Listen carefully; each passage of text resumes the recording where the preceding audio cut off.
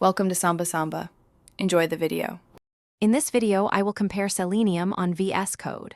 First, ensure you have Python installed on your system. Then, open VS Code and install the Python extension from the marketplace. This extension provides intelligent code completion and debugging tools. Next, open your terminal within VS Code and use pip to install the Selenium library. This setup will get you ready to write your first automation script efficiently. Once your environment is set up, you can begin writing your Selenium tests. Start by importing the WebDriver module. Then, initialize your chosen browser driver, for example, Chrome. You'll use methods like findElement by ID or findElement by XPath to interact with web elements.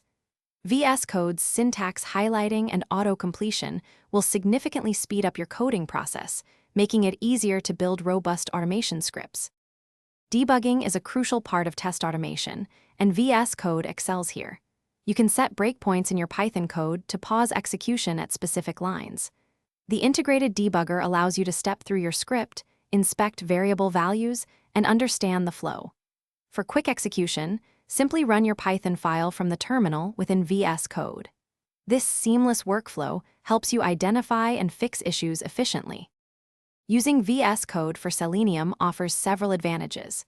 Its rich extension ecosystem provides tools for linting, formatting, and testing. Integrated version control, like Git, makes collaborating on automation projects straightforward. For best practices, organize your tests into modular functions and classes. This approach improves readability and maintainability, ensuring your automation suite remains robust and scalable over time. Thanks for watching. Consider subscribing if we helped you.